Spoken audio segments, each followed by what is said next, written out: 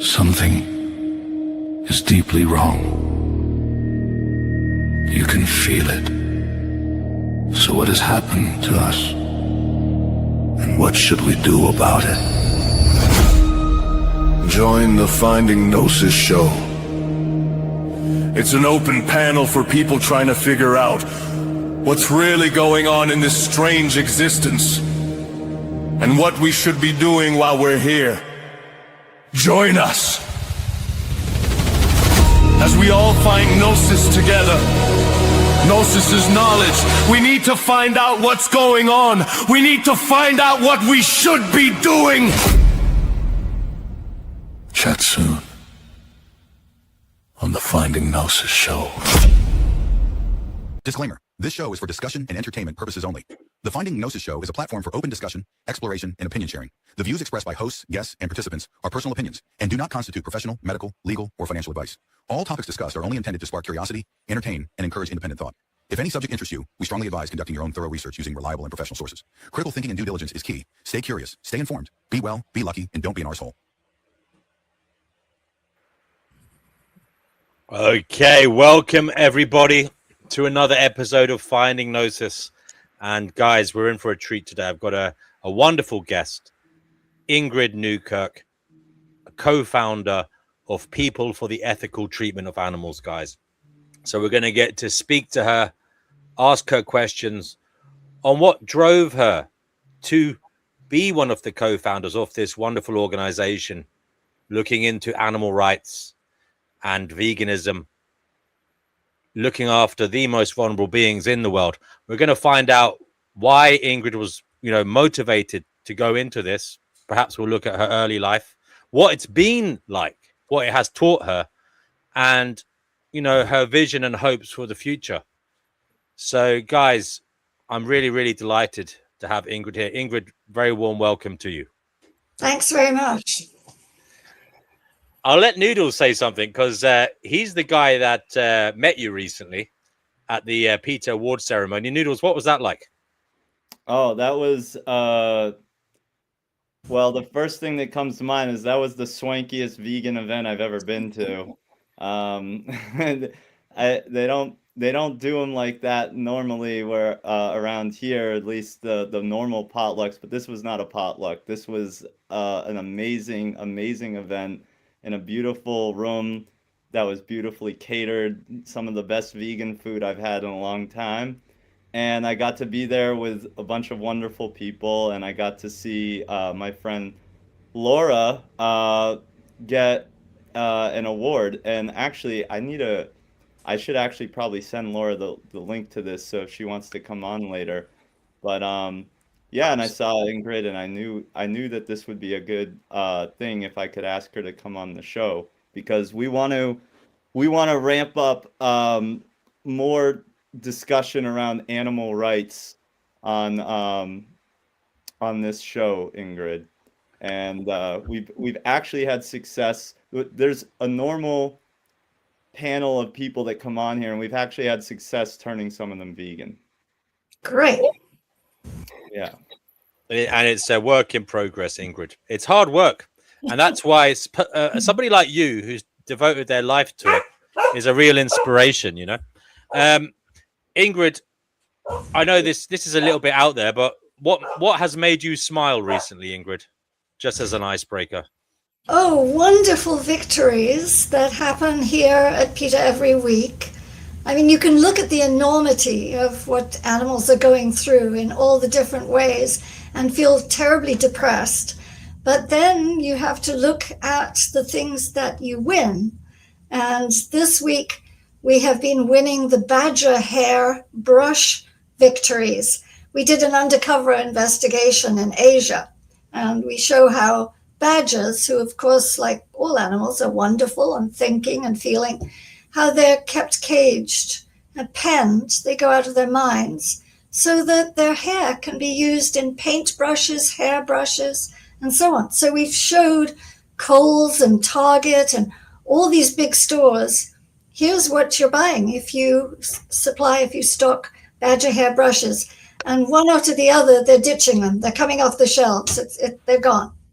Incredible. That's fantastic, Ingrid. Ingrid, if we could go into a little bit of the makeup of you, how you started. You had an interesting life, Ingrid. I mean, growing up, you lived here and there. Would you like to tell us about your childhood and maybe how that shaped your perception and outlook on in regards to PETA? Maybe it did. Certain things I should have twigged earlier because I grew up in England and France and Scotland and so on. But then when I was 7.5, we moved to India. My father was an engineer, and so he was on loan to the government. They were planning a war with China. And a lot of my friends were Jains and Hindus. Jains are sort of like ultra Hindus, is they don't even step on insects. They brush the path before, if they're Orthodox, they brush the path before they tread on it. They don't cook after dusk because insects will be drawn to the fire. So they're really, really considerate about this whole ahimsa business. But it really didn't affect me as a child. Maybe in the back of my mind, I absorbed it and it came back later. But I was a very slow learner. I loved my dog, grew up with my dog, thought he was my brother, and I rescued baby birds, probably killed them from giving them cow's milk. But I tried my best. But I ate them, ate animals, wore animals, rode horses, got a fur coat when I was 19, awful things, because I didn't put two and two together. And there wasn't an rights movement back then. So it took a lot of individual experiences. As I say, I was a slow learner. Like seeing a lobster about to be boiled alive, that kind of thing. So would you say, Ingrid, I had a similar experience, by the way, very slow learner, I'm ashamed to say. And Ingrid, would you say that has perhaps your recognition of that has been why PETA has been a success, because they're famed for very strong advertising, very effective, really gets the point across. So you recognize that people have to be kind of shocked into recognizing things, broken out from their, I suppose, socially engineered stupor. Yeah, I mean, people are coddled, and it's getting better, but it used to be that the only ads you ever saw for, say, ham or something was a dancing pig wearing a pinafore, happily going off to make sausages or something. That's fading because awareness is more keen now. But two things. One is that because it took me so much to change, and I had to see things that were horrifying, and I thought I was a really kind person. And if I, who loved animals, had to see shocking things in order to change, then yes, I think you have to show people the reality, the actual facts. But also, I do understand that as a species, I think we are all slow learners. It's a rare person who gets it just off the bat. And so I have some sympathy to bring people along, to not condemn people for not having instantly understood. So I have some patience, but not a lot. Yeah, I hear that, and I concur. Ingrid, when we're looking at your life, though, you obviously before PETA, there was this trajectory towards caring about animals. Obviously, you liked animals. You worked in animal shelters before, you were involved with before you founded PETA, and I believe you worked in police cruelty cases as well. You encountered some pretty horrific stuff. Is there anything that stands out as like particularly monumental in shaping your desire to be, front of house, really headlining stuff, taking on that responsibility? Well, I was studying to be a stockbroker, when somebody left some kittens in the house next door to me in the countryside in Maryland. And I thought, okay, I'll take these kittens down to the shelter, wherever that is, and they'll find homes for them. I looked it up in the phone book. That's what you did then. Put them in my Volkswagen bus, drove them down there, and the place was hideous. It was so awful. And I thought, I see these animals, they're frightened, they're dirty. And so they had a job opening. And I said, could I do it? It was for a kennel cleaner. And they said, oh, no, you're way too qualified. I'm overqualified. I don't know what that means. How can you be overqualified for anything? And so I pushed and I got that job. And from that moment on, it fell into my lap. There was this cruelty and that cruelty. I wanted to go out into the field and stop people from beating the dog, starving the horse, setting fire to the cat, all the things that I would hear every day that were going on, and they still go on.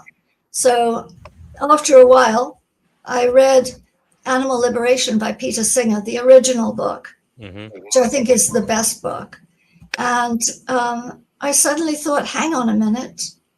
I don't just believe that you shouldn't beat the dog. I believe what he says is true, is that animals, we're animals.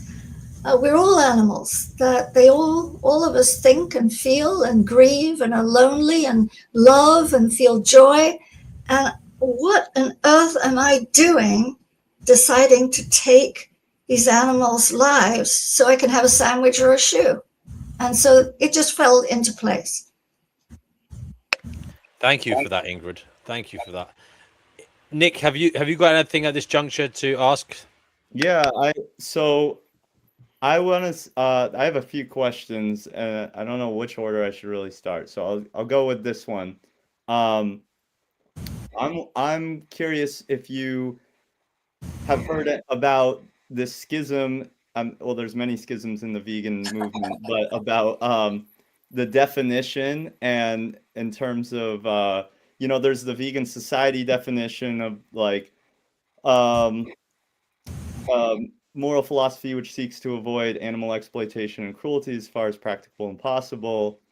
And then there's sort of a new one that's emerging, which is basically that it's a philosophy that seeks to extend human rights to animals. And I'm wondering if you think that one is more appropriate than the other, and how applying one over the other might change the way that people view what veganism is. Well, I tell you, I mean, you just look at the news every day, and no human beings, put two of them in the room and they'll disagree on something. I mean, people are bombing each other. They're killing each other's children. I mean, human beings are going to argue about every fool thing and every sensible thing. So I don't deal with it. I think, here's the reality, is people are eating animals. They're wearing them. They're going to entertainments with them. They're killing mice and rats and snakes because they don't like them or they're inconvenient. All these things are going on. And to me, the practical reality is I must do everything I can think of with the little brain that I've got and the hands that I've got and the voice I've got to change people's minds. I don't care if they stop exploiting animals for philosophical reasons of one kind or another, or because their father had a heart attack and they know they shouldn't eat them anymore, maybe, or because they care about the environment. Although a lot of people say they care about the environment and they do nothing whatsoever to help stop the environmental disaster. So I'm at a practical level. That's just me. Mm-hmm. And how I would say, we have someone joining us briefly. You know this person, actually. Laura, welcome to the Finding Gnosis show with Ingrid Newkirk. Hi, Laura. How are you? I'm fine. How are you?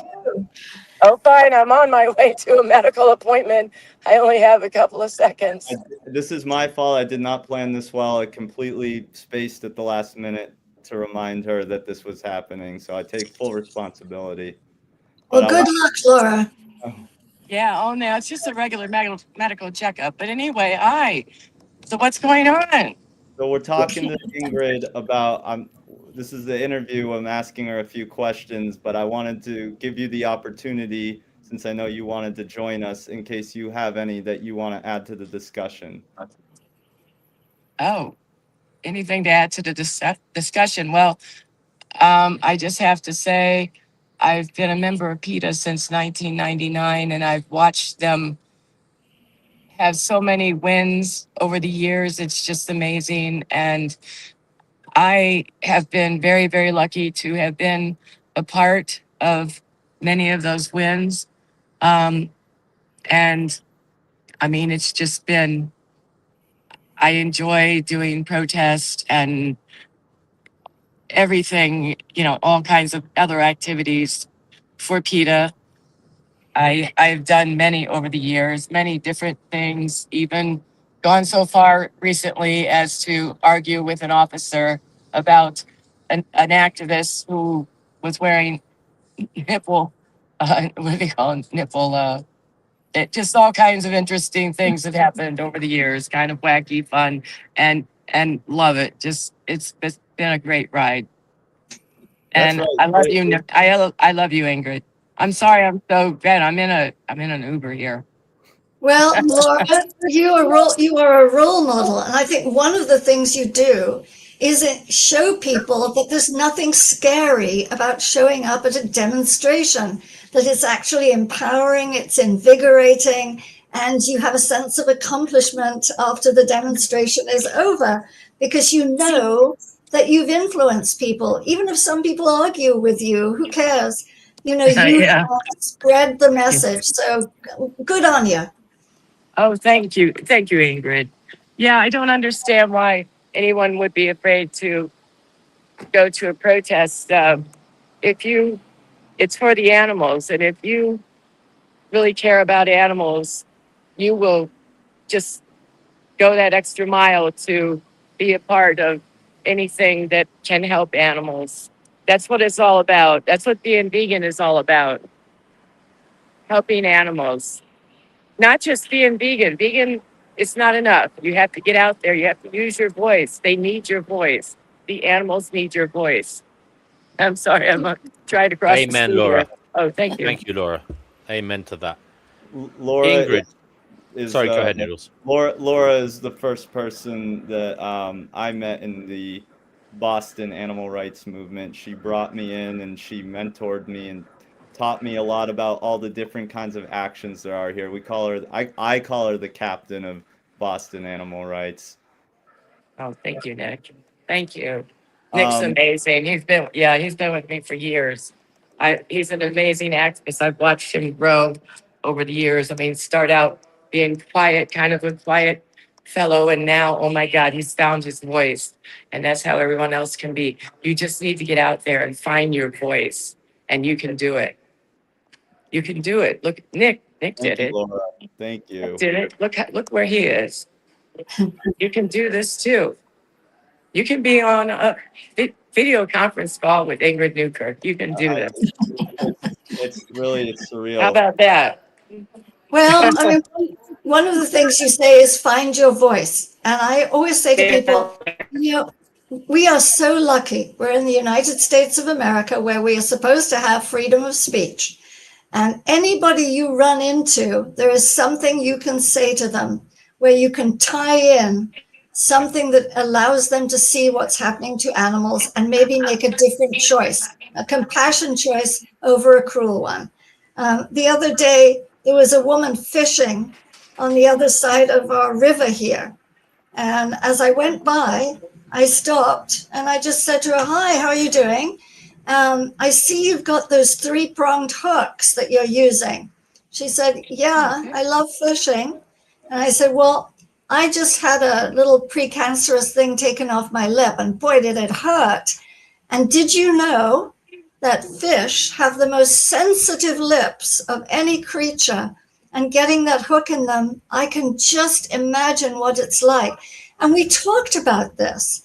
And she said, "Well, I just love fish." I said, "Well, I love fish, but I like them live, minding their own business." And I went to the Safeway that was around the corner, and I got her some Gardein fish fillets or fillets or whatever you call them in this country. Oh, that's awesome. And Did she brought them have back to her and she put them in her ice chest. And she said, sure, I'll try these at home tonight. did she have any idea who was talking to her? What's that? No. No, Oh, that, sorry, that was I mean, it's like Thank when you. that finally hits her, I bet that's gonna Oh, be hello. even Sorry, bigger. I'm signing it. Hi, I'm here for a medical appointment. Laura, I just muted you, Laura. So, Wave so, at us when you want, if you want us to unmute you. Okay. so I want to ask what might be a little bit more of a difficult question now. uh-oh. And I love PETA, and I've done a lot of work with PETA, but I have to ask a couple hard questions. One, how do you feel like? Well, I want to know what do you feel like PETA has made a very big change in terms of its approach from where it was, say, 20 years ago to where it is now? And I only ask that because there's a lot of, obviously, as we talked about schism, arguments about welfare campaigns, whether we should be for them, against them. I know that PETA definitely did a lot of welfare style activism, and my decision's not totally made up on the whole thing yet. I do remember, and this might be a little uncomfortable for me to bring up, but I do remember on PETA 2, there was a page that was sort of glorifying Temple Grandin, and a lot of people felt that that was very unsavory. And I'm wondering what your thoughts are about it. I love purism. I'd love to meet the person who thinks they're pure.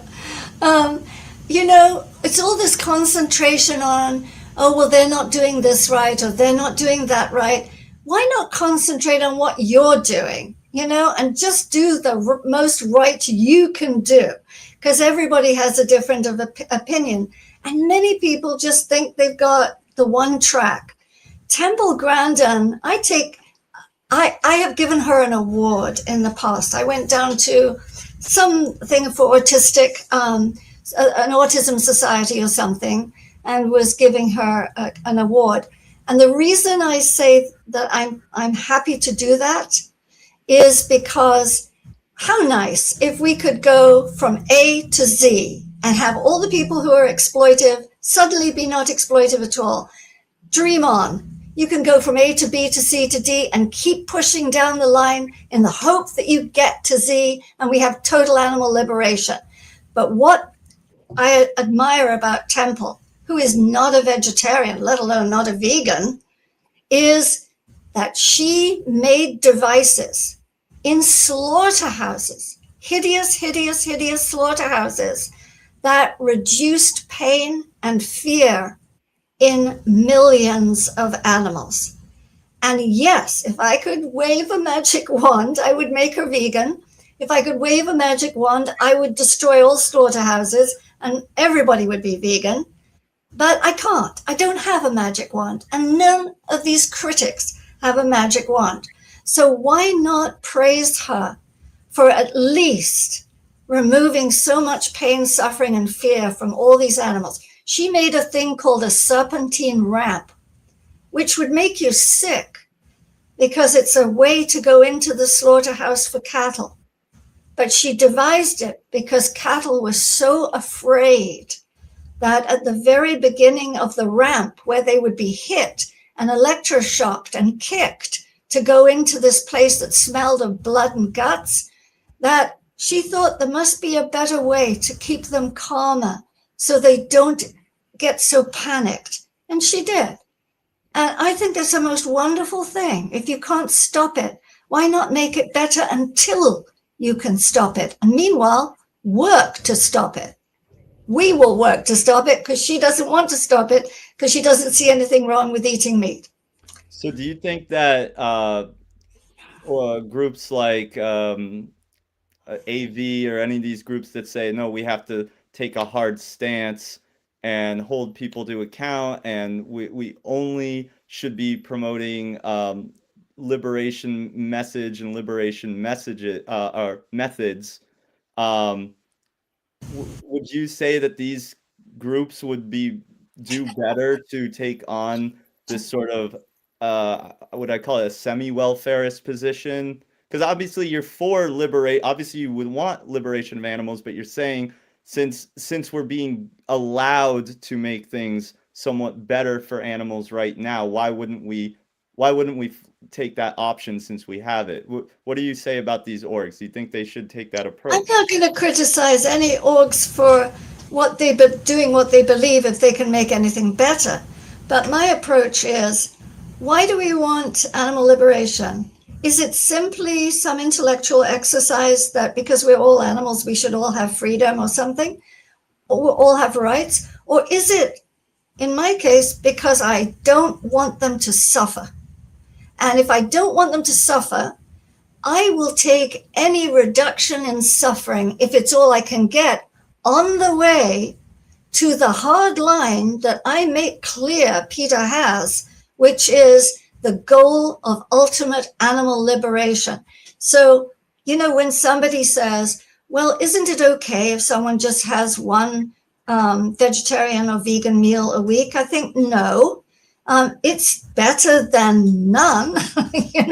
How can you argue that math? But we need to push them to do more. And how do we do that? Not by criticizing them endlessly while doing nothing ourselves, but by feeding them, introducing them to products, advertising those products, cooking for them, inviting them out, delivering something to them, putting something on the bulletin board, posting a vegan recipe, talking to our friends, getting a video out there. It's all about what we're doing, more than about how can we find fault with what someone else is doing. That's what I believe. Hardline, yes, absolutely, but facilitate the way to the ultimate goal if you can. Okay. Excellent answer there, Ingrid. Great. And how do you? I mean, it seems like your strategy is to go for all areas of the problem. Like you do that. As I say, you do this welfare stuff, but you also hit hard with the confrontation and the provocation. And I think that's effective as well, Ingrid. Clearly, you do, because it's been a way of advertising for PETA, different campaigns. Ingrid, out of all the campaigns, which ones stick out as proof of the success of what PETA does in that regard? Well, it's not one that I would choose myself, but I think it shows what people think and how people respond to things. And that's, I'd rather go naked than wear fur, because there isn't anybody on planet Earth who doesn't know about it. And celebrities felt comfortable enough to do it, even though it was provocative. So it really worked, because when we started, 1980, it really was unknown that there were such things as steel traps for animals or fur farms, factory farms for fur. And every little girl, every secretary, everybody wanted a fur coat. It was something to achieve, to show that you had arrived. That was 1980 when we started, believe it or not. And today, almost nobody wants a fur. And we did everything we could think of. We still do everything we can think of on every campaign. But the one thing that created the buzz and that the press couldn't resist, and that people either wanted to criticize or get the poster for, but the buzz, so that you thought about the animals, was, I'd rather go naked than wear fur. How do you measure the efficacy of a campaign like that? I can look on the street and see what's happening with a trend. I can look in a store if it's food. But really, nowadays, it's so easy because we have the internet. And so we get millions of views. We just had 14 point something million views on a lobster demonstration we were doing in Maine. We get mail. We get downloads of our, say, vegan starter kit. They're all free.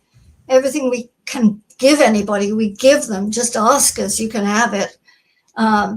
So I think nowadays the metrics of it are much easier to tabulate than they used to be, which was word of mouth and seeing how much it was in the press. and how much mail you got saying, how dare you people do that awful commercial?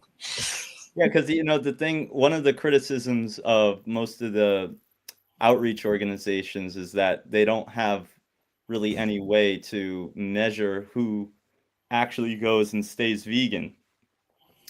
So that is something I'm curious about. Now, I mean, obviously, like you said, there is some stuff you can see based on the feedback that you get or based on the actual changes that you made in policy.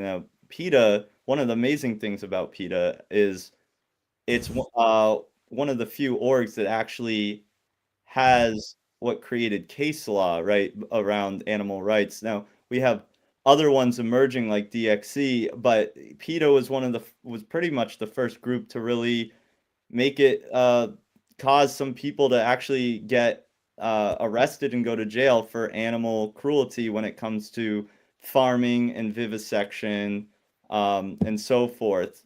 I mean, to me, those are that's results that you can measure, right? But in terms of who goes and stays vegan, I don't know. I don't think it matters to be so interested in quantifying. It only matters in keeping going.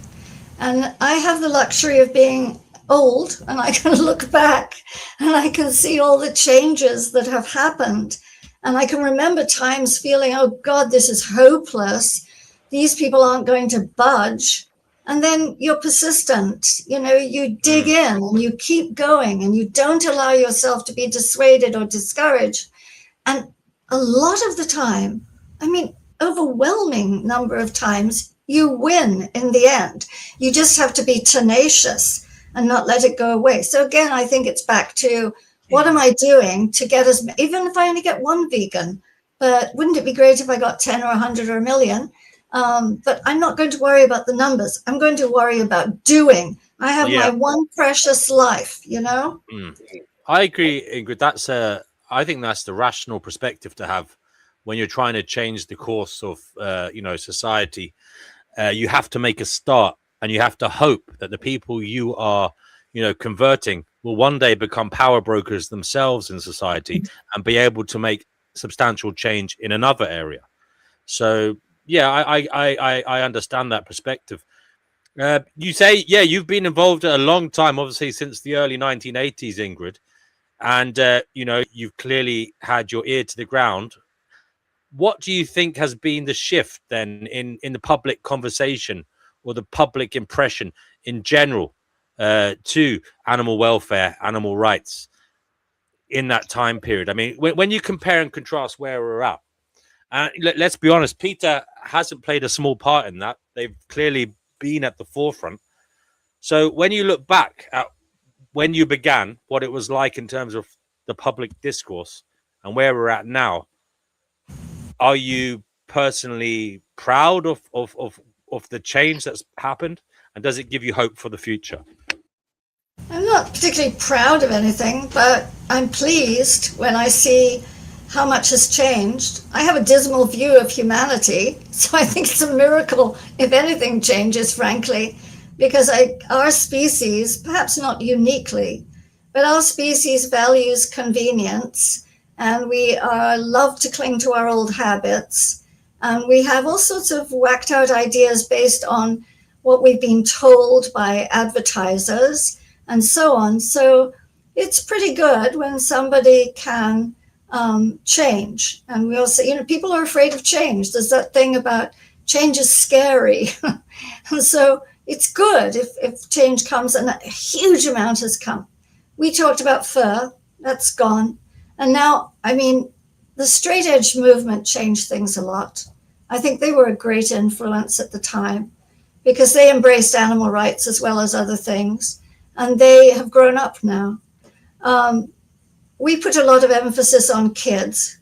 We have PETA 2, we have PETA Youth, PETA Future, PETA Kids, PETA Teachers, all those outfits.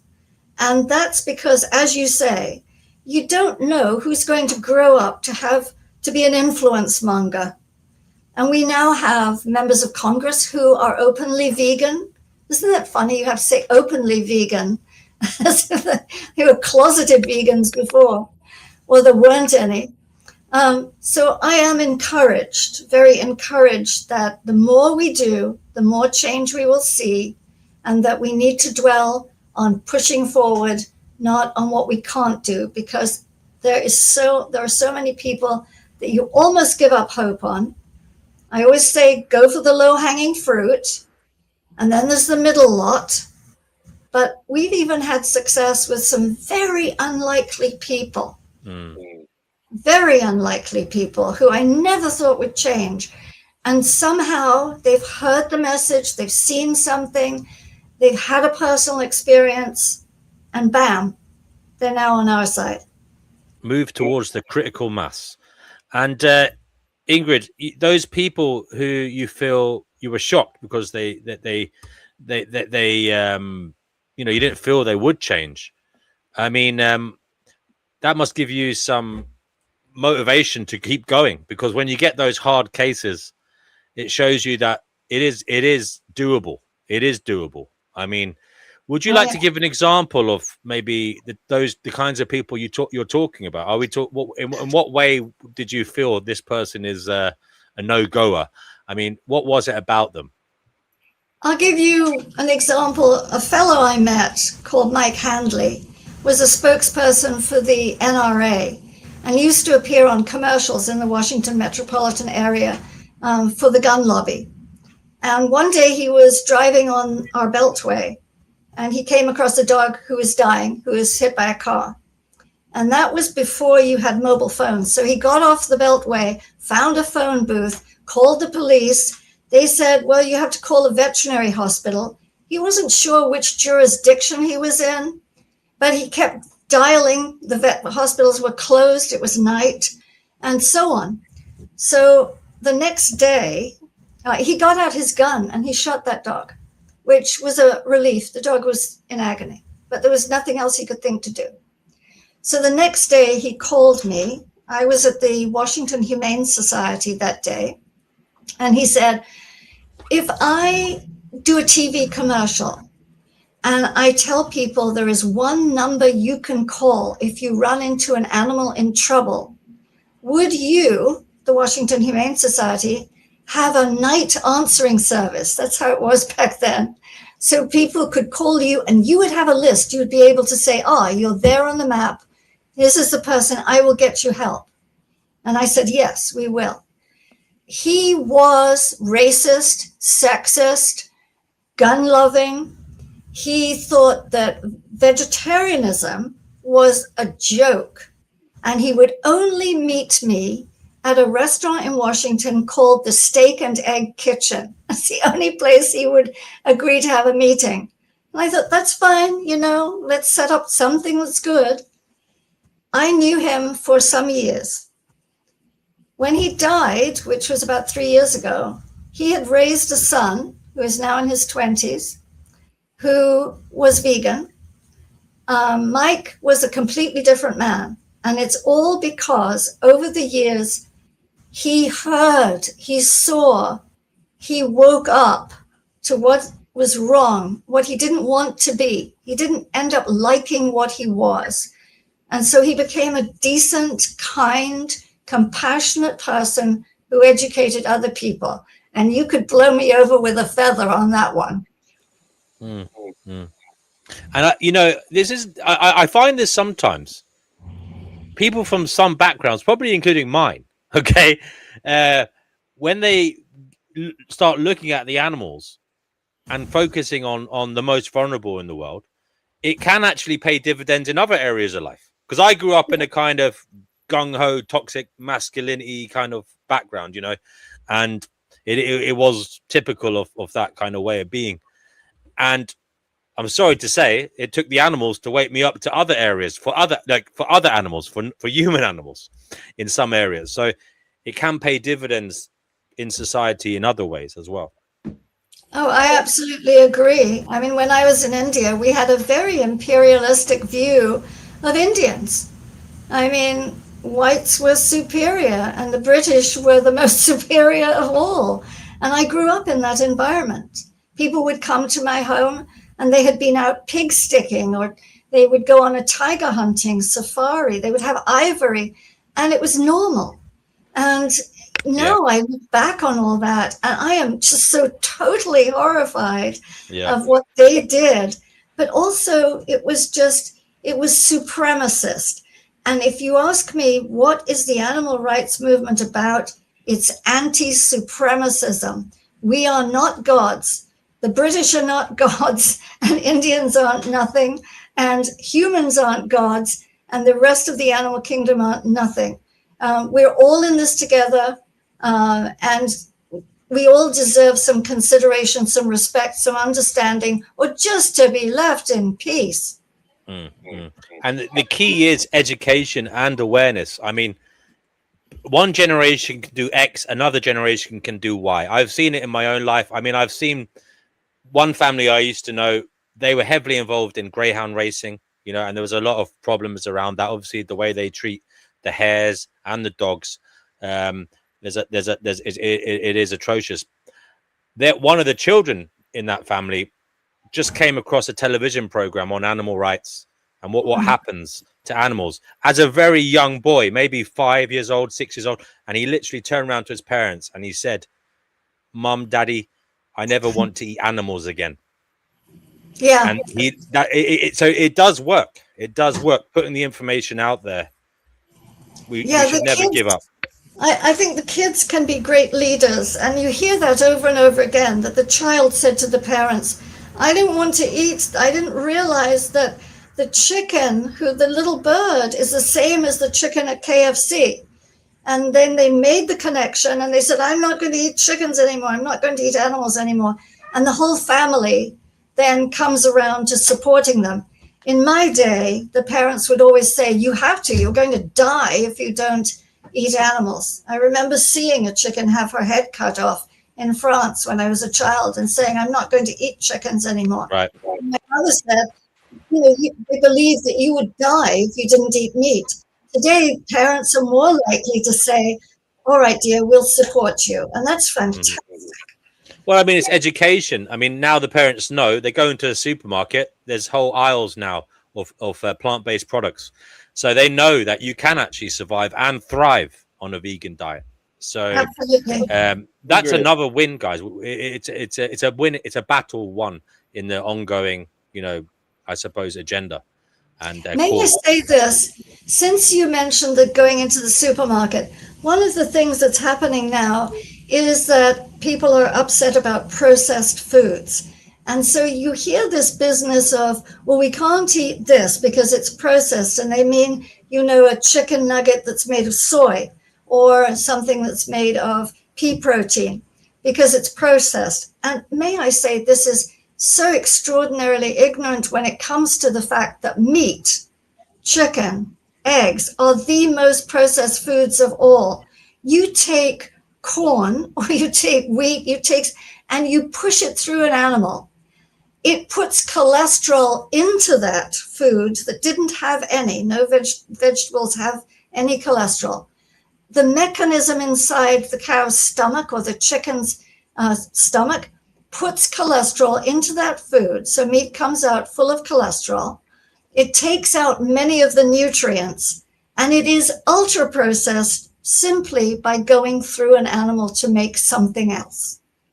Ingrid, I'm sorry to say this. You should never ask a woman her age, but may I say, I do know your age, and you look remarkably well, and you are proof of concept. This lady, I know other ladies of her age who are not following a vegan diet, and they don't look like her. She looks very well. She is proof of concept, guys.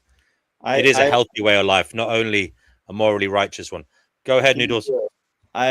This is a philosophy channel, so I have a couple other philosophical questions to ask you, Ingrid, because it's something that gets tossed around here a lot.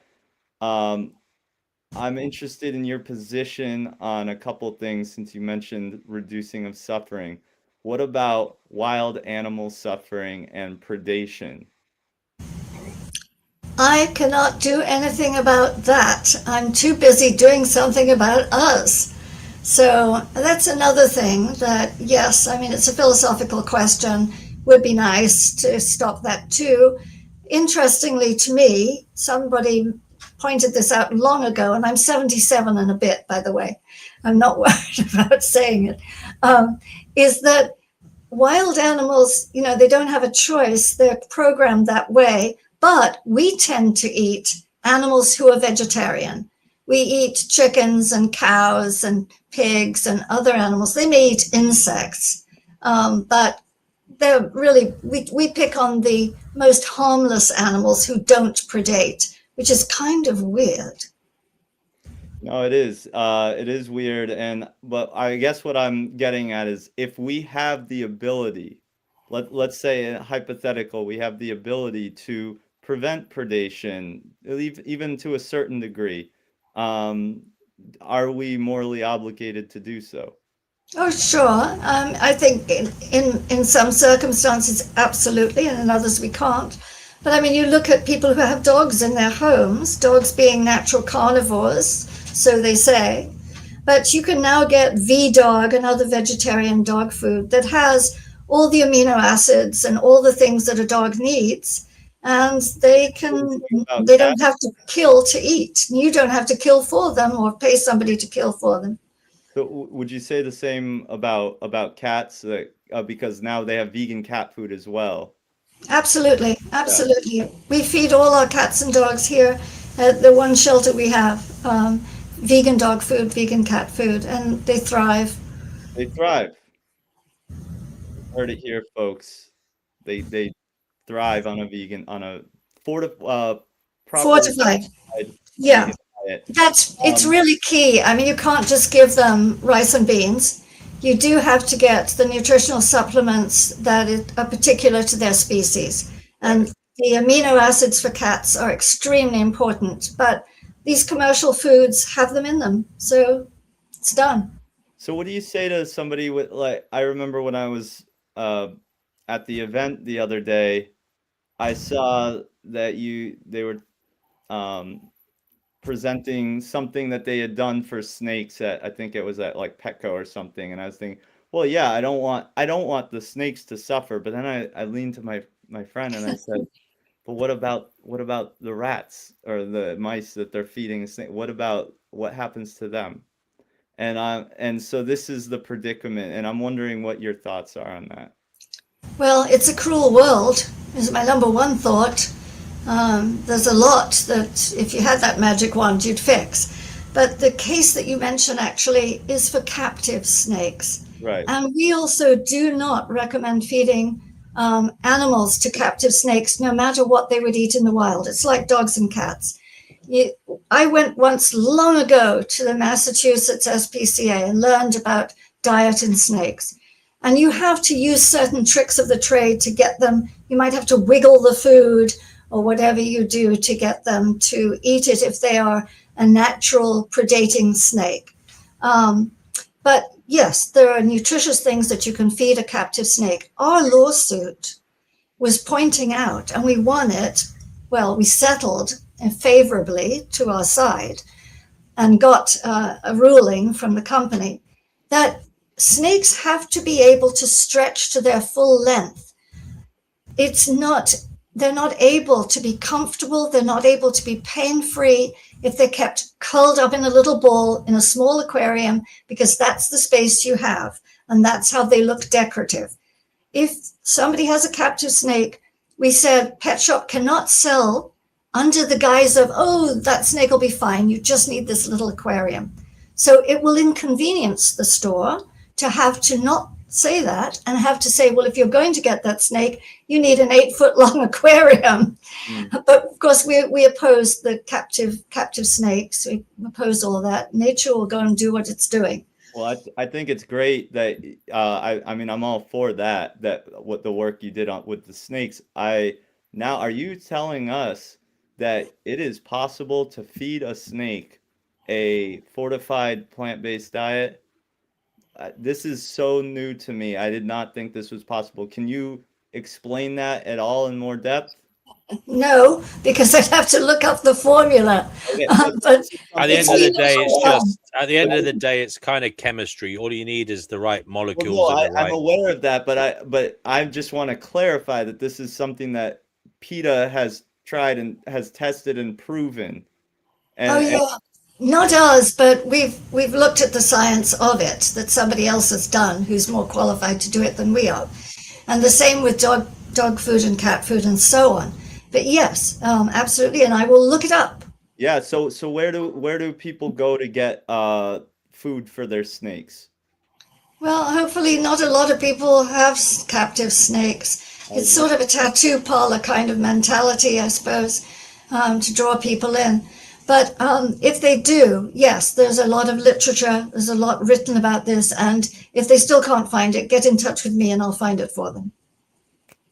I love that. That's like some of the best news I've heard in a long time. We try to be facilitators. You know, some things it has to be convenient. And if you can do the homework for people, if you can find the options for people, then you're much more likely to change them. If you can get them to taste something that they otherwise wouldn't buy themselves and think, that's pretty good. That's where we are. Anything you can do to facilitate, bingo.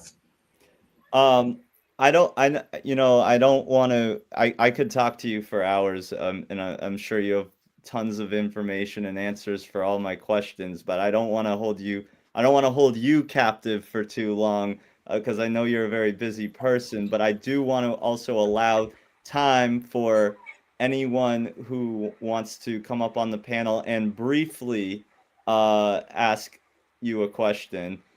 So before we do that, DNW, is there anything else that you wanted to address with Ingrid? Yeah, I suppose Ingrid, obviously you have this wealth of amazing experience. As you've already said, there are other people starting out on the road that you went down, and they're standing on your shoulders, if you like. What advice do you have for them? What advice do you have for them as young people getting Well, involved in this? yeah, I think you have to think how powerful you are, how lucky you are. You know, people say the 1%. We are the 0.00000 ad infinitum percent of all the creatures on the face of the earth for power. We have so much power. We have our voices, we have our hands, we have our legs, we have our brain, we have all these things. We have our talents, we have our connections. And I think every single person, wherever I go, people say, but I'm just one person, or nobody here understands what I. Yes, there are other people around you who are just waiting for someone to go first. So you should be that person who speaks up. You know, there are all these surveys on college campuses where if someone says something, others join them. And it may be for good or it may be not for good. So be that force of good. Don't be afraid of anything. You know, what is going to happen to you if someone disagrees with you? Don't worry about it. Just say what you know in your heart and your mind is true. You don't have to know every fact on the face of the earth. All you can say is, you know, I just know it's wrong to do this to whatever animal it is, in the same way it would be wrong to do it to me. And the easy peasy thing is, are you against this cruelty? Are you against that cruelty? Is it wrong to do that to me? If it is, then it's wrong to do it to anyone. And animals are anyone. They're somebody, not something. So if you want any resources of any kind, materials, videos, just come to PETA. We will help you. If you want to know how to do a news conference, how to do a demonstration, how to put together a flyer, anything you want. If you're in school, we have the resources. They're waiting for you. They've got your name on them. So just have faith in yourself and in what you believe, and you will see incredible change, and there will be change that you made that you didn't see because you never ran into those people again. But what you said or what you did or what you posted on the bulletin board made them change. That's amazing, and it's true.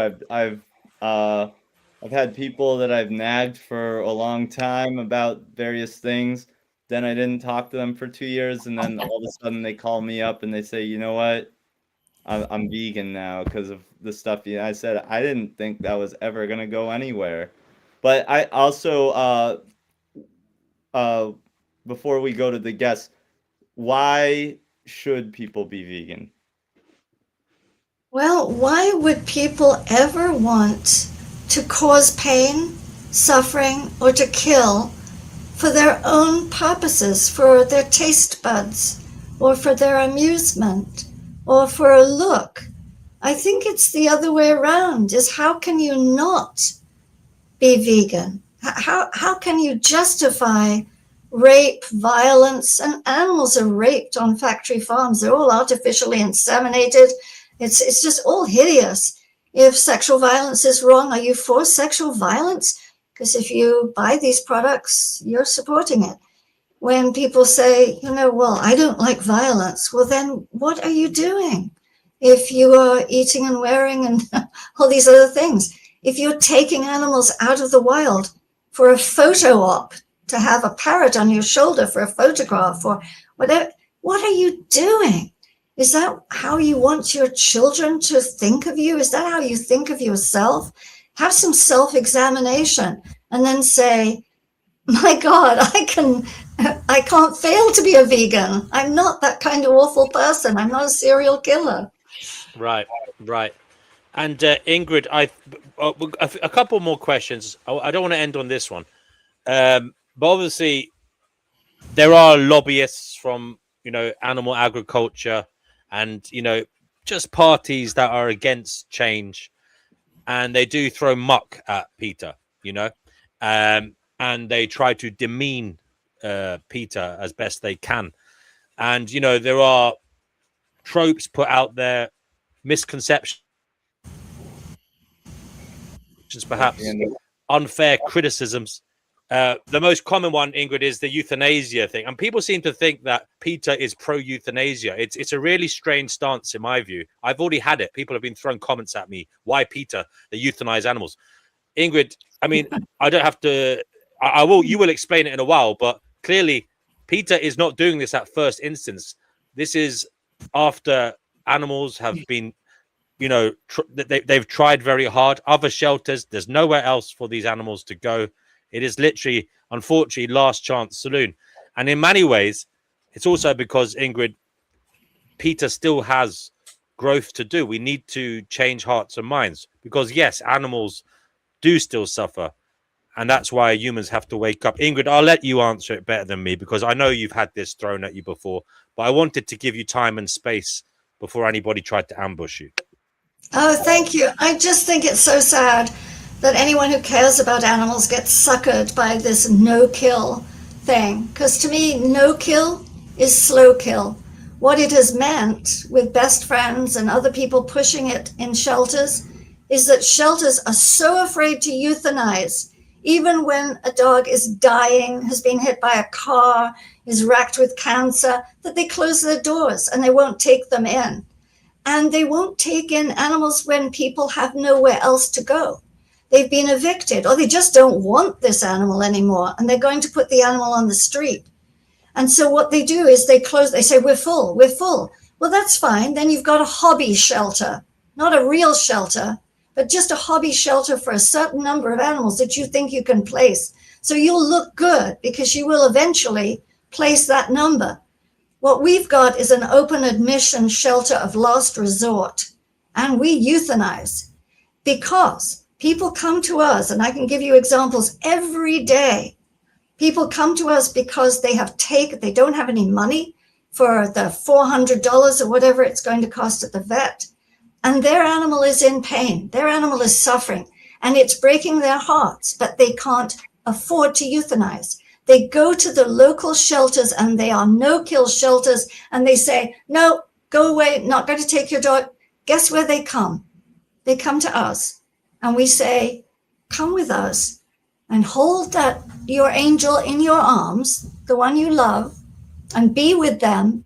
And we will put them down. We will euthanize them. We will put them to sleep, whatever you want to call it. And you will see that they drifted away painlessly.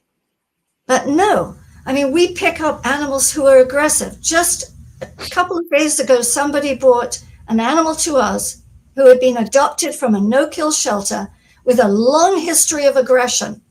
Guarded food, guarded water, went after a child, couldn't be around small animals. They adopted that animal out because they don't euthanize. And that man brought the dog back to us, saying they won't take the dog back, and the dog has gone after my child. You know, this is irresponsible. There are so many animals desperate for homes, but the no-kill shelters are going to adopt out aggressive animals, not reveal their bite history, not reveal the problems, and get another little dog or a cat killed or a person. It just doesn't work. But the most important thing is that we will not turn any animal away. So in our one shelter, if you have an animal who needs to be euthanized, I mean, are we going out and deciding, we people who won't kill for a sandwich, going to just kill a dog or a cat whom we love? No, but we'll do that deed, that final relief, that act of mercy for somebody who has nowhere else to turn for their animal who needs it. And so I just think if it's no kill, they close the doors because they want the statistics. And animals aren't a statistic, they're individual cases. And if you talk to some of the dog wardens in Texas, they will say, yes, it's euthanasia by traffic because people can't get their animals into the shelter, so they let them out on the street. They let them out in New Mexico and California in the desert. You know, they chain them up, they shoot them, they poison them. These things are not fantasies. Look on the internet, look at it. Sign up for our list of what happens to animals. And then look at our field work video and see what we see out there and how many animals desperately are racked with heartworm, where their hearts are so enlarged and they're on a chain out in a backyard dying and nobody is doing anything. Yes, we will euthanize them. Thank you. Thank you, Ingrid. Thank you, Ingrid. Thank you very much. I mean, guys, honestly, if an animal is in that much pain and other organizations are not offering it a merciful way out of that pain, aren't you grateful that PETA is there to do that for the animal? This is just out of interest, Ingrid. Are you pro the same for humans? If a human desired to be put out of misery because of, say, terminal illness, are you pro? You are. Okay, just I am, for sure. I mean, I think if you have unrelieved pain and you may want to go, every moment may be agony for you and you don't want to be here. Prolonging life for life's sake has never made any sense to me.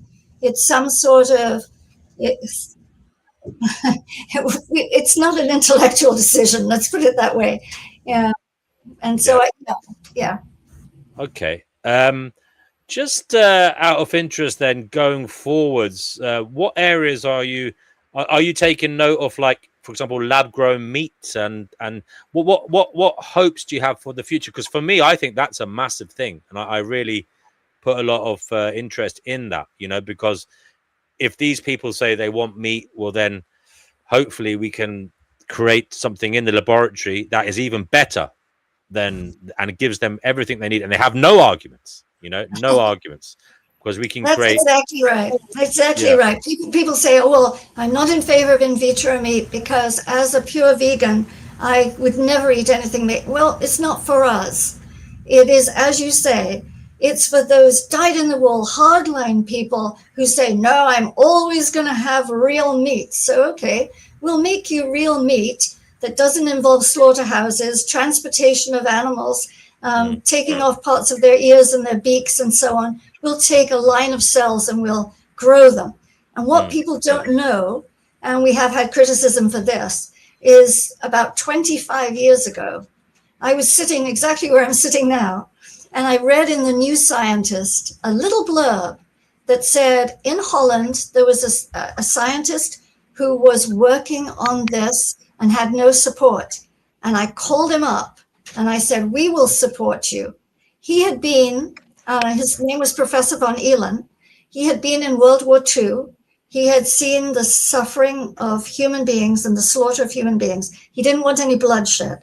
And so he thought, maybe we can make meat from cells. And so I gave him a starter. PETA gave him a starter amount.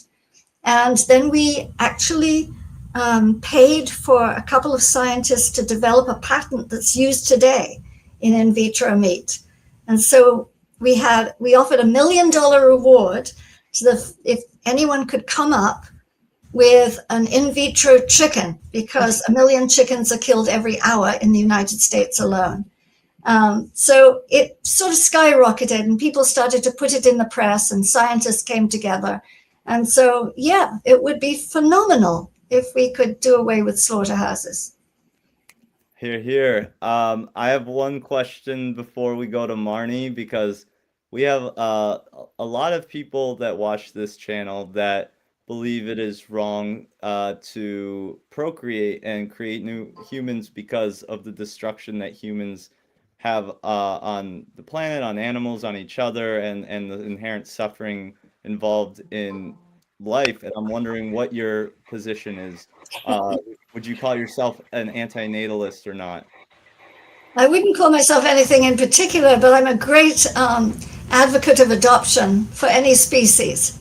While there are surplus, unwanted beings, and there are homes for them, I think it's great to, if you want a child or a dog, to go that route. However, I do know it's extremely hard to adopt a human child.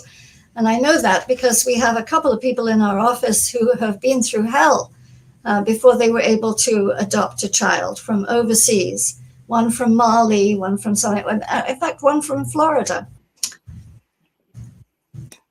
Okay. Well, thank you for answering that question. We had actually Marnie. We had Marnie, who is a PETA employee, I believe. She was in the chat. I think she just left, though. I don't know where she went. But She went back to work, I hope. That's probably what was going on. She said, oh, man, the boss is here. That's right.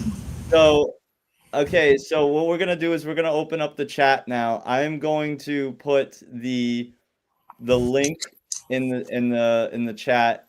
People are welcome to come up, but I'm going to warn all of you. If I get any inkling that you are trolling Ingrid, you're gone. Okay, this is a very special guest, so please be respectful. Have a good faith conversation. You'll get 3 minutes if there's like a whole bunch of you lining up, and until Ingrid says enough. So yeah, I think Ingrid, there will be trolls, unfortunately, but we'll get them off. Don't worry, because I'm looking in the comments. It is what it is. No worry, guys. Be respectful, guys. Thank you. You will show your character by how you act here, guys. So anyway, the link is in the live chat now, so do feel welcome to come on and ask a question if you would like to. And we'll see. Maybe nobody will come on. That's okay too. We've had a lovely chat, and I really appreciate this, Ingrid. Ingrid, how many media engagements do you do on a weekly basis, would you say? Oh, it depends. It really depends what's in the news. If there's a hot item, it can just almost be nonstop. But sometimes it's sparse. So it really depends. And by the way, yeah. I mean, trolls, you have to feel a bit sorry for them. I mean, is that really what they're going to spend their lives doing? It's just harassing people with what are often not very kind, thoughtful comments. I think it's wonderful. There's what is that comedian? Preacher. His name is Preacher. I can't remember his last name, but he's just done a commercial for us, and he reads people's comments, and it's sort of like, aren't vegans weak? And the man is so muscular, you can't believe it. And he just rips on his t-shirt and says, do I look weak to you, bro? And then he reads another one that sort of says, but we've always been, since cave times, we've eaten animals. And he goes, yeah, but I don't think we're in cave times anymore, are we? And so, they're kind of thoughtless. Yeah. And I have to go Marnie is and back. do something else soon. Okay, well, we have Marnie here. Ah. Marnie, you'd like to say anything before Ingrid leaves? I guess Marnie is Marnie's not muted. Marnie, you're muted. Muted if in case. Hmm. Okay. Well, it doesn't appear that we are getting any anyone coming up to chat, Ingrid. So I'll give it 10 more seconds and say if people don't come on, we will close out the interview. But this was such an honor. It was such a pleasure having you here, and I'm so glad we got to do this. Oh, thank you so much for doing it. Let's hope that we've got some thoughts in somebody's mind that weren't there before and that have a positive result. Absolutely. I mean, Absolutely. It's a new perspective on things. Guys, there is a link in the live chat, guys, if you want to find out more about PETA and if you want to contribute to them in any way. There's lots of information. There's a whole load of ways you can help them out. We have Vital Vicar here now. Vital, I'm gonna warn you. You can be very good and ask good questions sometimes, but if you are rude at all, you're gone. So keep it respectful. Be good faith. Here, you get 3 minutes. I'm not in the mood for this really, but go ahead, Vital. I'm not in the mood for this either. I'm not really in the mood to actually troll this wonderful lady.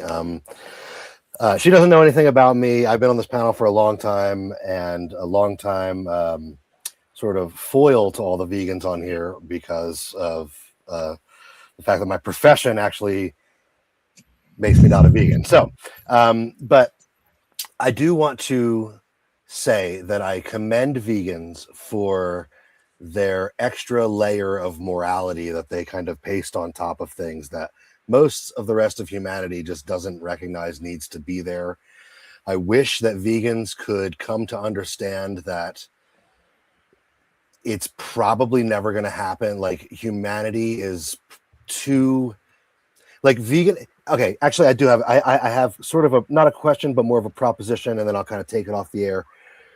Do you at least recognize that mass veganism is kind of a byproduct of our civilizational opulence and cannot be easily replicated in the kind of society that doesn't have a grocery store that you can go and get kale at every single day?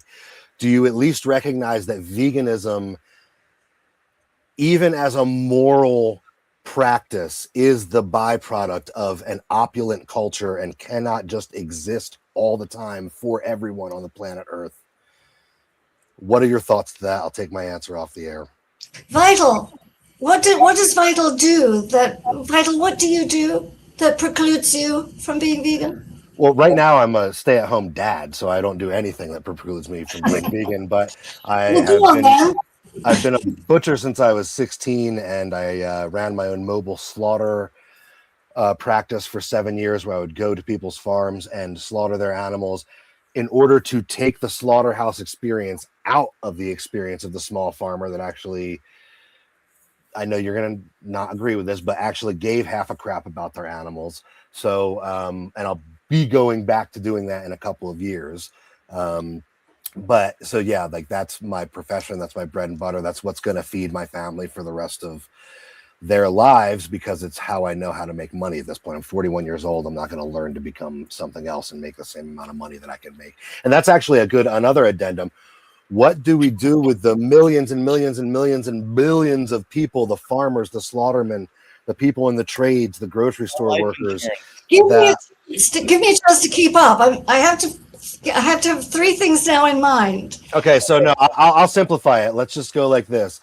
How do we ethically remove meat eating from the fabric of a society of billions of people who not only rely on it for food, but also for their livelihood? Like, can we all become Yeah. activists? No.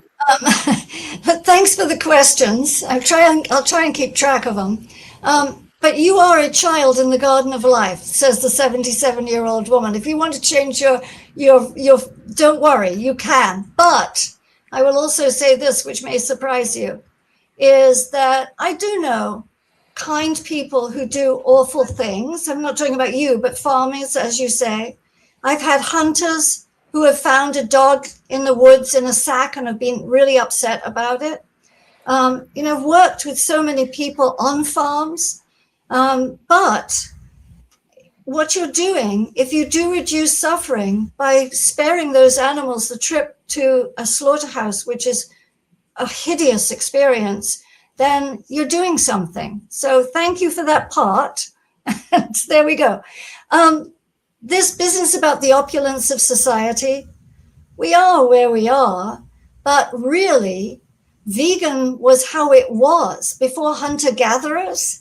And if you look at societies I grew up in India for a period of my life. I go to Mexico, those kinds of things. It's beans and rice, or it's rice and vegetables, or it's pulses. It's all those things, fruits, it's nuts. It's not a Gardein burger or a Beyond burger, and it's not a steak. Meat used to be a condiment, if it was anything. For some people, it was moral, but for the peasants, you go to Portugal, the number one soup, the national soup, is a vegan soup because it was a peasant soup. Peasants didn't slaughter for meat. So there's that. And I think you asked me a third thing, which I am awfully sorry, I have forgotten. It's kind of, I mean, it's an impossible thing to answer. How do we transition? And it's a hypothetical. How do we transition from billions of people being involved in the meat industry to a vegan world? You can't answer that question. But you did bring up Sorry. It's not going to happen overnight, Vital. It's something that will certainly happen gradually as humanity changes perspective and consuming habits. Well, let me just try and answer that, Vital, a little bit. Probably not satisfactorily, but we did this I'd rather go naked than wear fur thing we were talking about. But actually, when people don't wear fur, they don't go naked. They wear something else. So the people who were producing fur farming and so on, go into producing the other clothes. When people stopped using tobacco, they used something else, and tobacco farmers changed. And the same is with food, clothing. If you don't, leather is a big one. The tanneries that are giving cancer to the workers and the kids and so on. You produce something else that someone wears. And the same is with food, is you grow crops that people are going to eat. And it is, as he says, it's not going to happen just bam. It will take time, but hopefully we can be optimistic that we can push it in that direction. Maybe unrealistic, but I agree with you. I think that industrial farming of animals is one of the most evil things that human beings have ever concocted. And I don't think we need to eat quite as much meat as we do. You bring up a great point. I saw the menu of a family at the turn of the century in London at the beginning of the Industrial Revolution. And mostly what they're eating is, they're mostly eating beans and wheat, some type of vegetable. And the meat is reserved only for the man. Yeah. That seems a little misogynistic at first, but it's because the man was going out to work. He needed that extra bit of calories, that extra bit of fat in his diet. And also, this is how people got tons of vitamin deficiencies, because they weren't eating like a balanced vegetarian diet. They were eating whatever gruel they could get. Yeah. But people can survive with much less meat in their diet. They certainly do every day, all the time. The religion that I just became a part of stresses less meat in your diet. And I think that the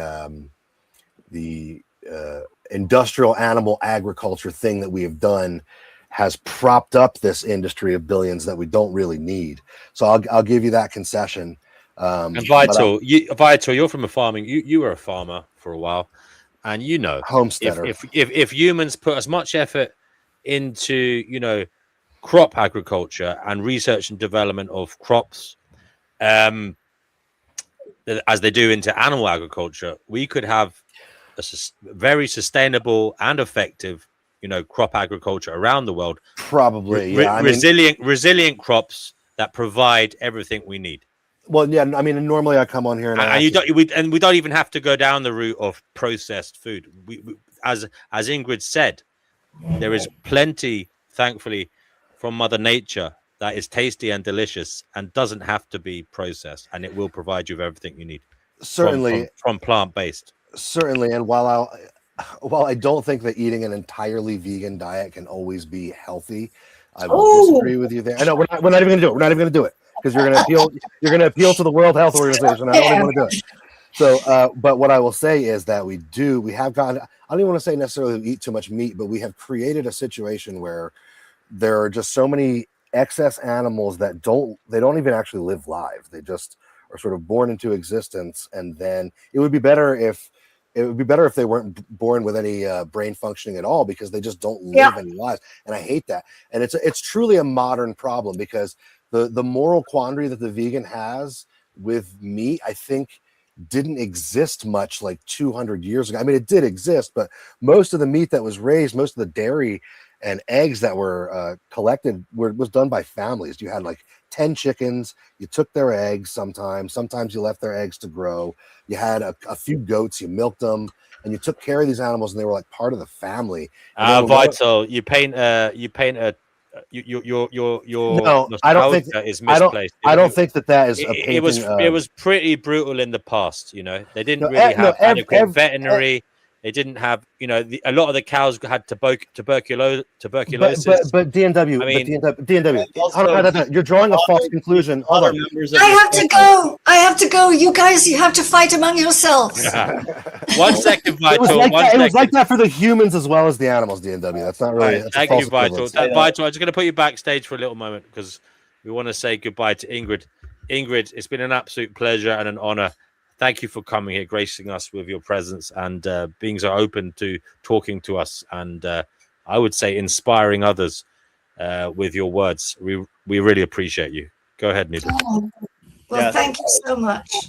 I concur with everything he just said, and I look forward to speaking to you again in the future. And thank you for educating all of us. Thank you for saving so many animals and helping to make the world a more desirable place to live.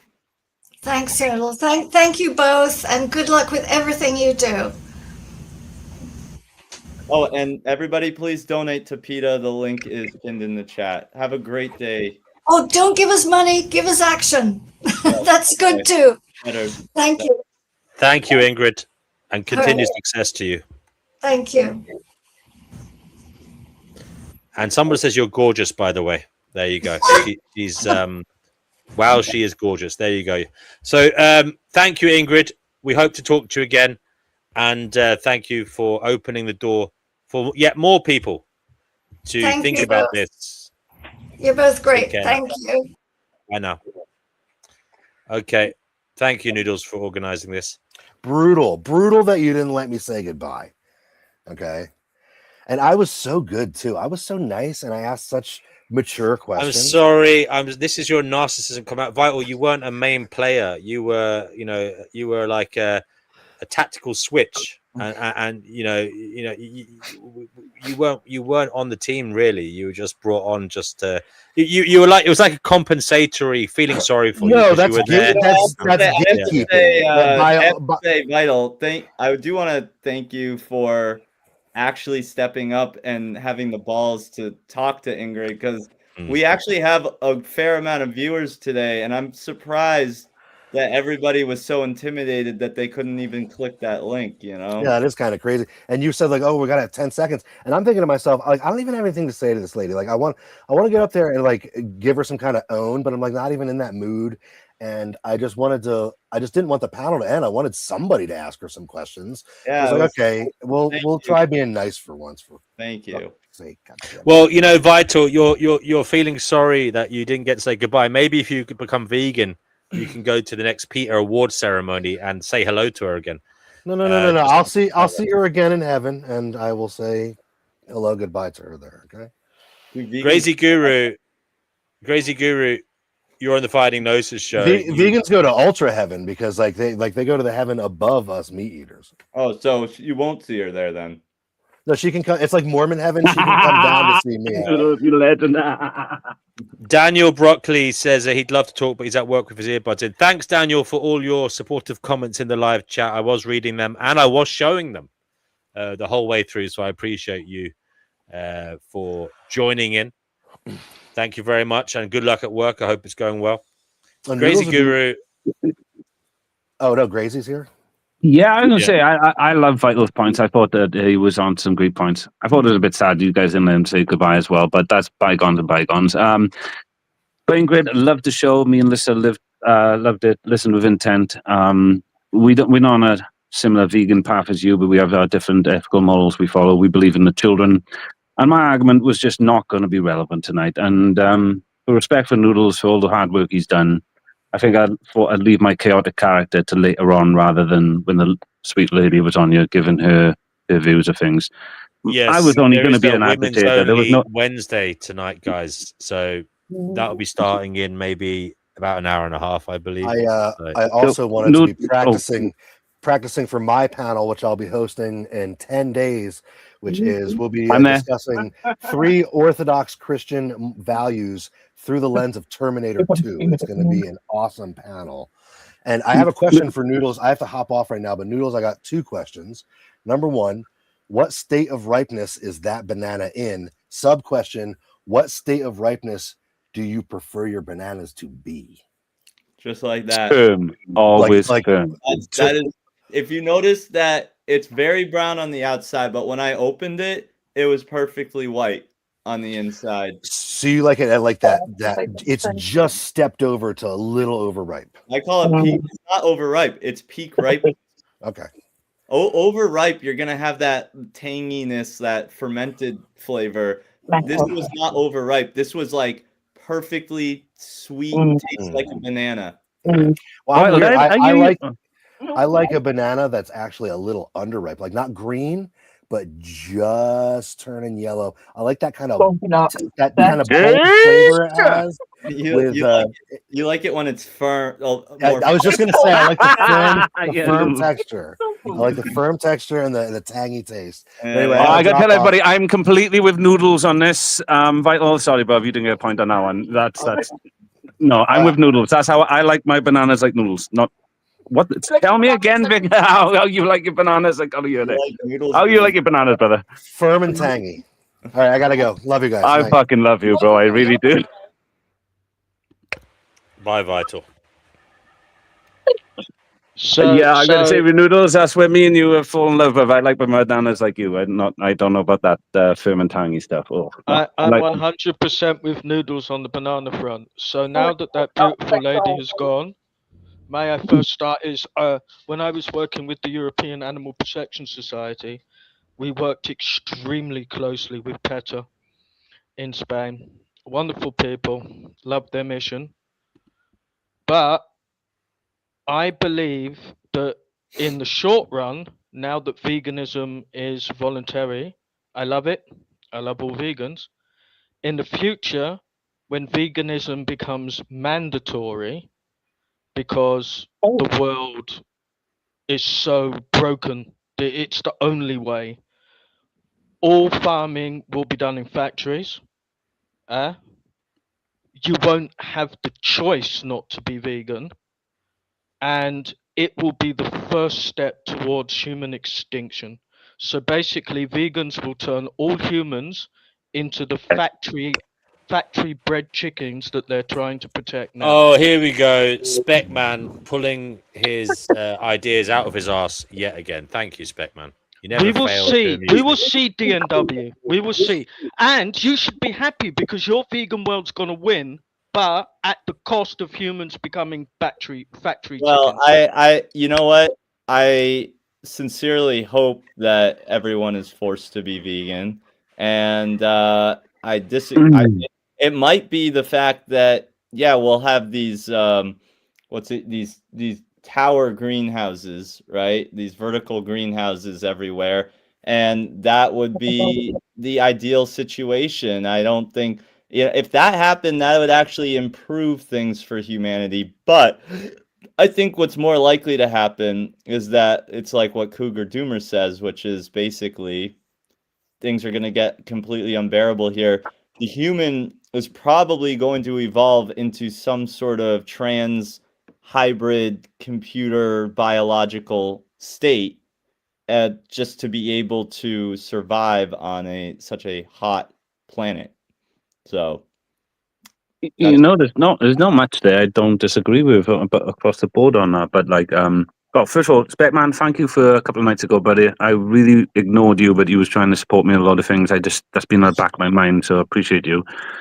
But Noodles, there's loads of things we agree.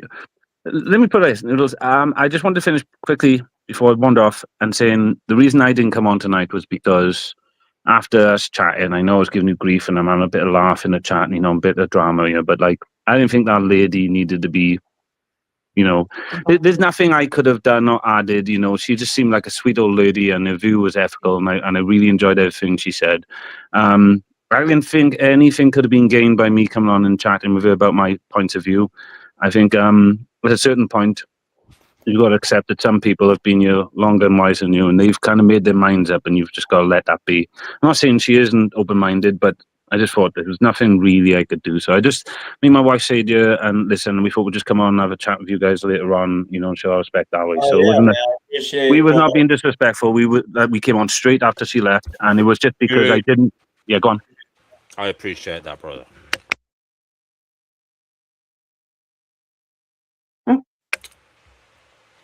Sorry, I said I appreciate that. Oh yeah, I get you.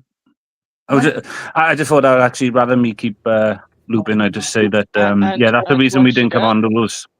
Once again, I agree with Gracie 100%. I came on afterwards because literally 99% of everything that beautiful lady says, I agree with.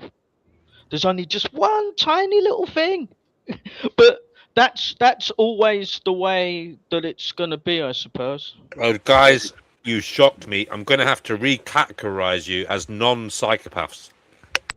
No. Oh, I'm not doing this again, babe. No, D&W, please give that title back to me. I'm not doing this. No, see, this is what happens when you're fucking nice. I know. They take titles away. Fuck you, D&W. Give it back to me now.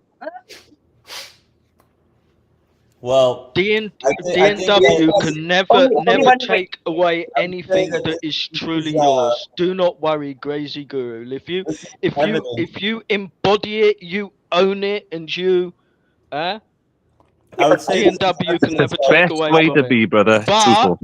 But I do not want to be effective. in your club. I want to actually be able to feel the things around me. So I don't want to be part. I'd say this is evidence of how much of an effective activist Ingrid really is. That she had such a positive, influence on the people here, and I don't know. Were people? I don't know if people were as. I think people were a bit more combative when Gary was speaking, right? I'm not sure. I can't remember. Yeah, because it's Gary Yourofsky. Come on. I mean, I wasn't coming in there with a wordsmith who's this and that and not having a battle with him and having a bit of fun and making a bad guy, so there was a bit of adventure for everybody and having a different point. That's Gary Yourofsky. It's like Pippi, I mean, she's beautiful inside and she got wonderful ethics, but there's just a lot of pain, too many barriers for someone like me to get through. So I just have to accept her for who she is and love her. That lady, I didn't know much about her. But like you said, you guys seemed really like, she seemed, I don't want to use the word fragile because people say that's negative, but she seemed wise and I don't want to say any words. I just felt like, you know what, just listen to this lady. Have a nice time. I definitely don't think she was fragile. No. You guys shut up, D&W. Noodles, you knew I was struggling with that word. Struggling with the word. What I mean is, Well, it just wait. didn't seem like I was going to bring anything whatsoever that was going to do anything positive other than cause a row, and I didn't want to do that. Remind me of my nan, okay? There you go. That's what I mean, right? Remind me of my nanny, and I wouldn't do that. Crazy. You know what is amazing about Ingrid is that she is such, in a way, she's a celebrity, right? And she has worked with so many big celebrities, like A-list celebrities, right? And she's still so accessible. Like, you know, anyone can just get a hold of her and she's happy to talk. And through that mentality, because of that, she's been able to make such a positive change in so many people's lives. It's like, how was she able to spread? This is the question I actually wish I had asked her. What was the positive change that she made in people? Hold on 1 second. I'm wondering, I wish I had asked her how she spreads herself. So I don't know if spreading herself thin is the right term, but she's able to just get so much stuff done. Wide. And still have time for people like us. Yeah, no, Noodles, you know that thing you said about Finn, and I bring it back onto your point, is I was like that for a long time. I wanted to say what you were saying, that exact expression, and I realized the word wide is actually a really cool way to do it, because of the Finn is wide. He spreads herself wide, and it's such a beautiful way to say it, but obviously we're stuck in the psychology of, you know, that fat shaming thing, so we think that word is taboo, but no, in the ethical way you were saying it, yeah, spirit spreads wide. I get that for what you're saying, or it's very expansionary. That's right. Wide is a good way to put it. Yeah. Her aura is wide. What was the positive change that she made in the A-listers? Well, look at what she did with Pam Anderson, and I right off the bat,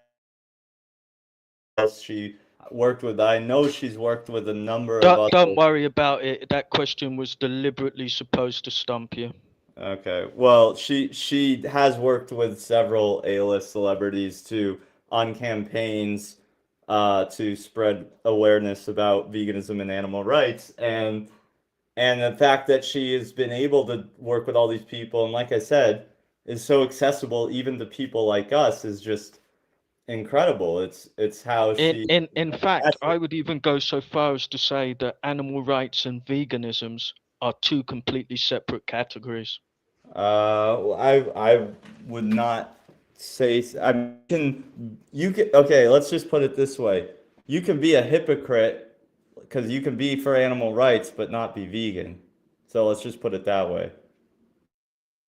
I'm kind of with Noodles. I think veganism has much to do with the ethics than the practices, and then you have the individual practices like your diet and many different things. Even with veganism, so basically, the 99% of the world have got it all right, and the only way to be an advocate for animal rights is to be a vegan. Not the only way, no. No, just one of the ways. No, that's literally what Noodles just said. No, I'm saying if you want to live in alignment with your values, if you claim to be for animal rights and you're not vegan, you're a hypocrite. So to be vegan is to live in alignment. So the only way to stand up for animal rights is to be a vegan. Now you're being. I didn't say that. I said that it is. No. Take it to its ultimate conclusion. All right. Being vegan is the best way to represent. But you can go to an animal rights action without that show up in certain animal rights actions, and you know what? It's better that they're there than that they aren't. So. Hey, Noodles, can I offer something? I was just thinking of like an algorithm to explain this. Maybe it does, maybe it doesn't. You guys tell me if it works. That people who love music, they can love music, yeah. But if someone loves, say, loves reggae, they're going to listen to reggae and they're going to do things the reggae way, yeah. And someone else comes along. I think Noodles is trying to say there are other forms of music. But obviously, I'd say to non-Noodles, Speckman saying there are other forms of music. If I'm saying, if I say maybe Noodles just finds reggae is the music that will actually fix things at the greatest version from his point of view, and you have a different view. But if you have a different view, Speckman, what would you say the other method other than veganism is, just so we can have an indication of what you're saying, because otherwise all we're doing is attacking Noodle's position, aren't we? Is there another Permaculture. position that you think is just as important as veganism to help animals? No, What are you saying is the opposite side of this then? More important. Permaculture. All right, explain that. I don't know what that is. Mutually exclusive. Not in your opinion. Veganism is the best way for humans to engage in any activity, in your opinion.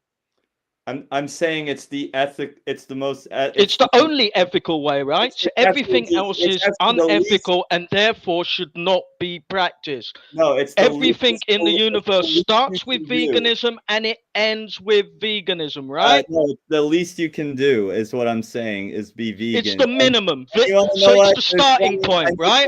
Vegans that want to have veganic permaculture gardens and that do that, and veganic permaculture farming and do that. You can't have permaculture without animal husbandry. No, yes you can.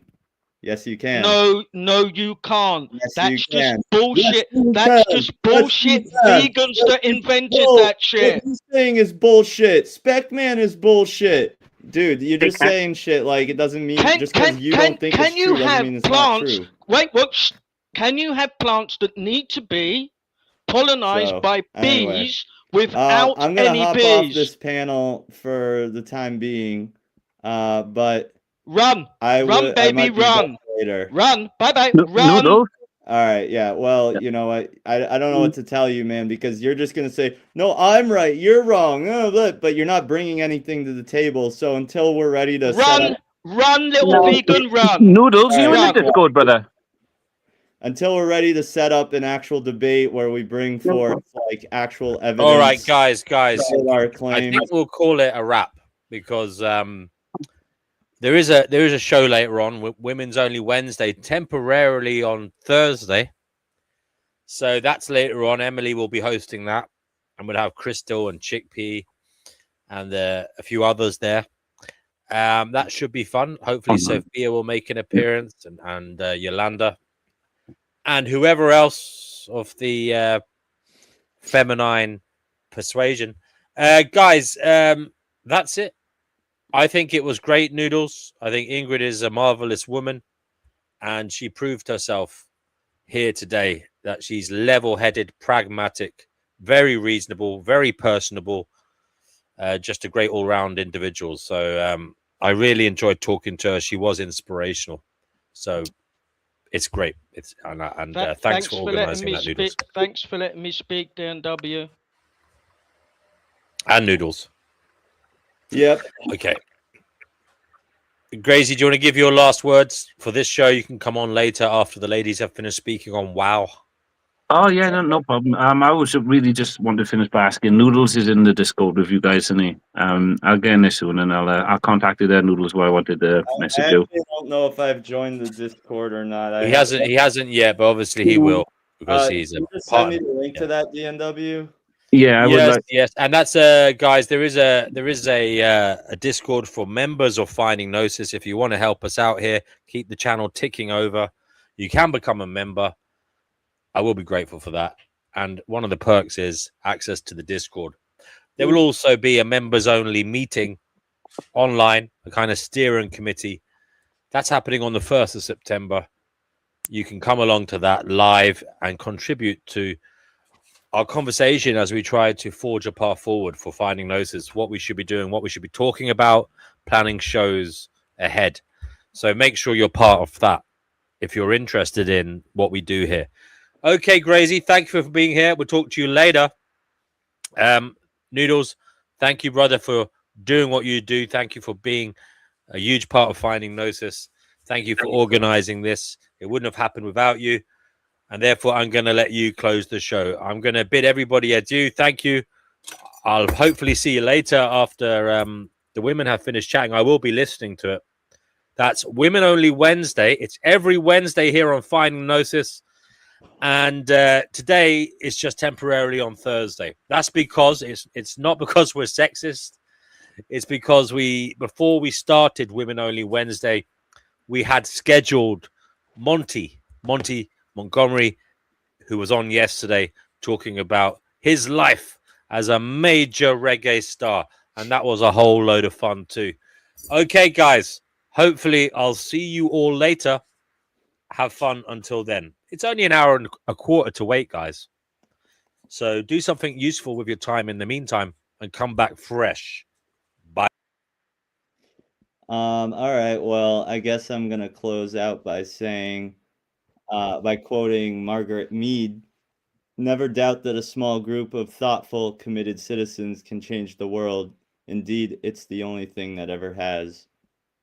Align your actions with your values. Go vegan. Until you become vegan, you are an animal abuser. Good night.